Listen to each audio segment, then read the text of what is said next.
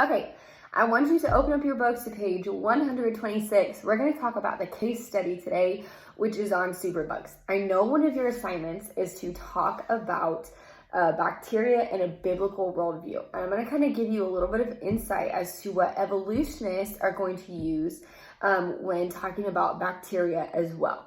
Okay, so when we talk about bacteria, before we even get there, if you were to read scripture, you know that one of the greatest commandments God has given us is to love your neighbor as yourself. Okay, that is something that He has commanded us to do.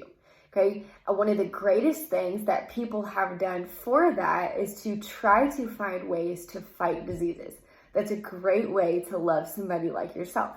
Okay, because we all know somebody that's struggling with the disease that we need a cure for. And there are people that are dedicating their life to do this. So that is a great way to do it. In 1928, Alexander Fleming found the first type of antibiotic that would fight certain types of bacterial infections. Since his discovery, which by the way, his discovery was penicillin and it has been used in a lot of things, but since his discovery, more and more of these antibiotics have been made, which is made to fight off bacterial infections. However, sometimes bacteria becomes resistant to that antibiotic.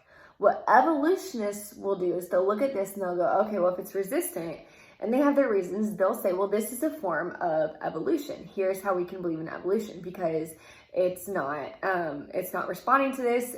Over the course of time, things are changing to help promote evolution. However, if you continue reading that case study, you're going to read about two different things, okay? And I want you to read this. And if you have read it, I want you to respond to this video. And with those two different things that we're talking about, or your book has talked about, I want you to tell me why it is not, why bacteria being resistant sometimes these antibiotics is not a good enough reason to promote evolution.